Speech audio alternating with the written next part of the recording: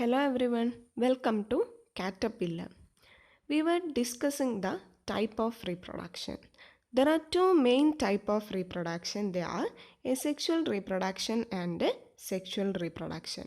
We have already completed a detailed description of asexual reproduction. Now let's look sexual reproduction.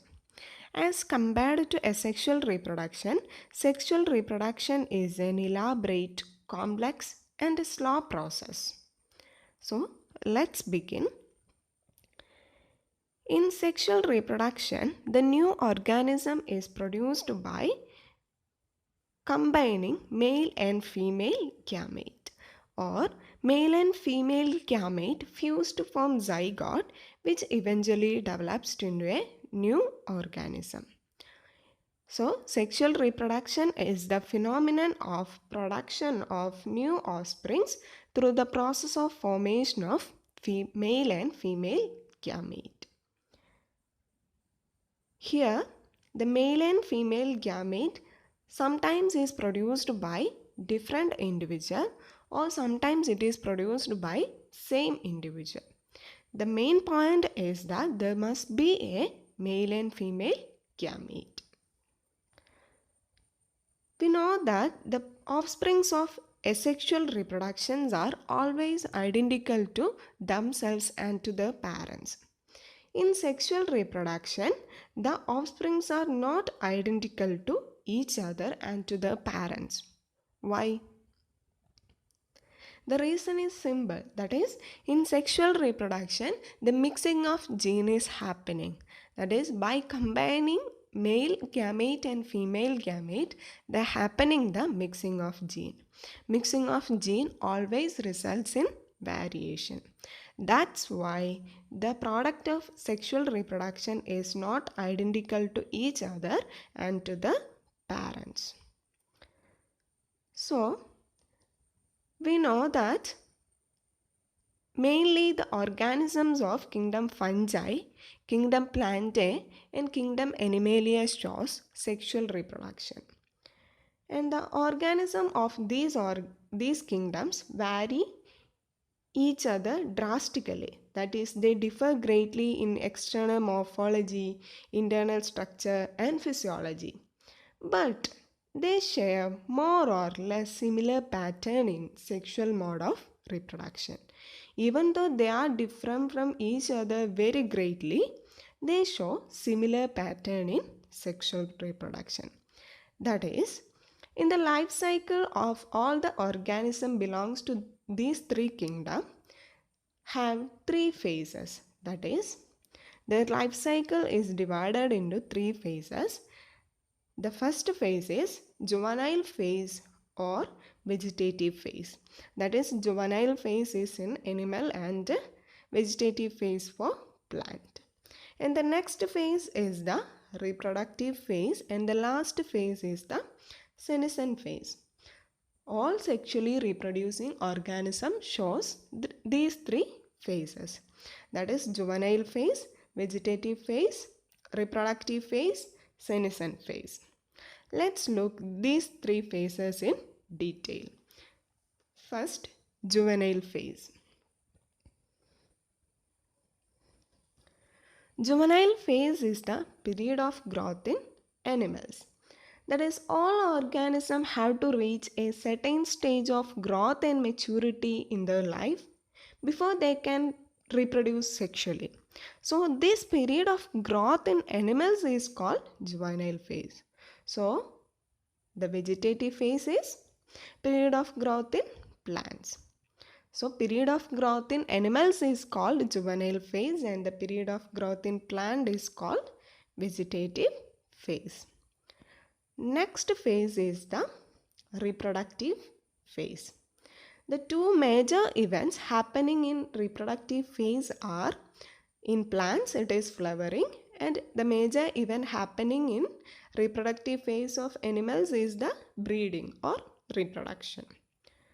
In reproductive phase, flowering happens in plants and breeding happens in animals. So, let's discuss flowering in plants detailed. In higher plants, the reproductive phase is marked by the onset of flowering.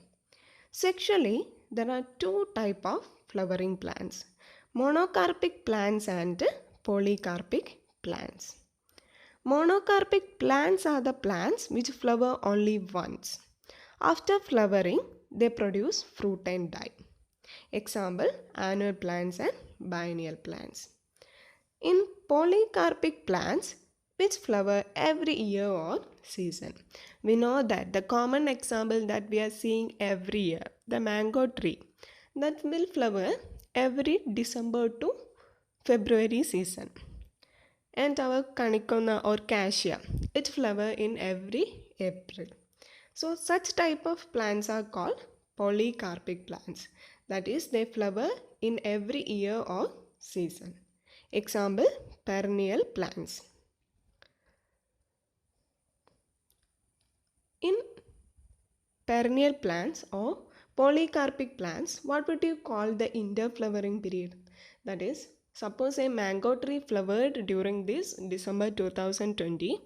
Next, it will flower only in December 2021. So, what will you call this interflowering period? Vegetative or reproductive phase? Surely it is a vegetative phase. Next, some perennial plants like our hibiscus or China rose bear flowers throughout the year. And we know that some plants like bamboo and Neelakurinji, they show some unusual flowering pattern. This bamboo flower only once in their lifetime, and it is to after 50 to 100 years and produce large number of fruit and die. And the other example of unusual flowering plant is Neelakurinji or Strobilanthes kundiana. And this flower once in every 12 years. And the mass flowering of Neelakurinji converted large hilly areas of Kerala, Karnataka and Tamil Nadu into blue structures that attracted a large number of tourists. It is last flowered in 2018 August. But due to flood, only few people got the chance to visit it.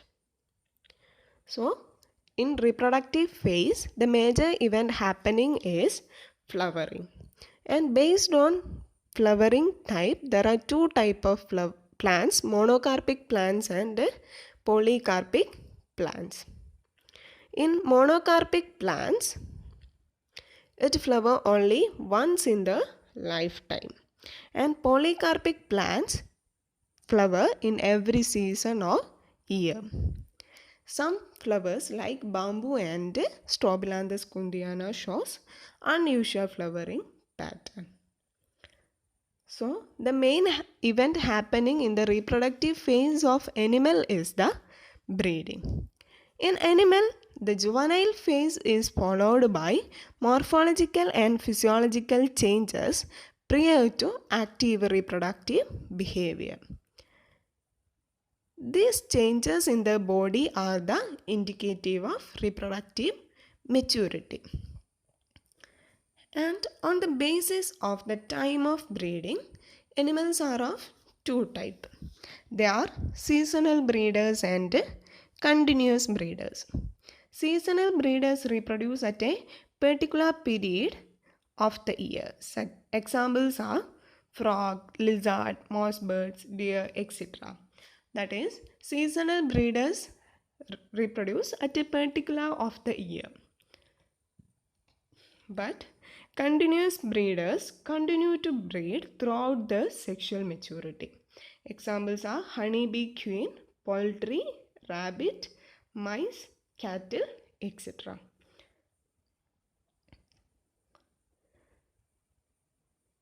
The females of placental mammals show cyclic changes in the activities of ovaries, accessory duct and hormones throughout the reproductive phase.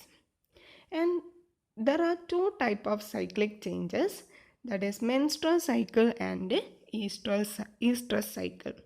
Menstrual cycle is shown by primates, that is monkeys, apes and human beings. Estrous cycle is shown by non-primates, example cow, sheep, rat, deer, dogs, etc. And in menstrual cycle, the cycle consists of menstrual phase, proliferative phase and secretory phase. But in estrous cycle, it consists of a short period of estrus or heat. In menstrual cycle, blood flows, and in estrous cycle, blood does not flow. So the cyclic changes are menstrual cycle and estrous cycle. Menstrual cycle in primates, estrous cycle in non-primates, and their happening blood flows in menstrual cycle. In estrous cycle, blood does not flow. So in reproductive phase, flowering happens in plants and breeding happens in animals. Based on season, there are two types of breeders: seasonal breeders and continuous breeders. And based on cyclic changes, there are two types of cycles: estrous cycle and menstrual cycle. The last phase is the senescent phase. The end of reproductive phase can be considered as one of the parameters of senescence or old age. In senescent phase, the efficiency of all body organs and tissue continue to discuss. Finally, old age leads to death. So, we discussed three phases of the life cycle in the sexually reproducing organism. First is the juvenile phase, next is the reproductive phase, and the last is the senescent phase. In juvenile phase, growth happens in animals, and in vegetative phase, growth happens in plants. In the reproductive phase, flowering happens in plants and breeding happens in animals. Based on the flowering pattern, there are two types of plants: monocarpic plant and polycarpic plant. Some plants such as bamboo and Strobilanthes kundiana shows unusual flowering pattern. And in breeding in animals, on the basis of periodicity of breeding, there are two types of animals: seasonal breeders and continuous breeders. And there are two types of cyclic changes in the reproductive phase of mammals. They are estrous cycle and menstrual cycle. The last phase of the life cycle is the senescent phase. End of reproductive phase is the parameter of senescent or old age. In this, finally old age leads to death. Now let's have a comparison of asexual and sexual reproduction. In asexual reproduction, it is only one parent is involved, or it can be said as uniparental. In sexual reproduction, two parents, offsprings are genetically identical to parents, and offsprings not genetically identical to parents. In asexual reproduction, they are happening mitosis. In sexual reproduction, meiosis. In asexual reproduction, no gametes and fertilization. In sexual reproduction, gametes and fertilizations are there. The two main similarities of asexual and sexual reproduction is new individuals is produced and genetic material passed on to offspring. That's all for today. Thank you for watching.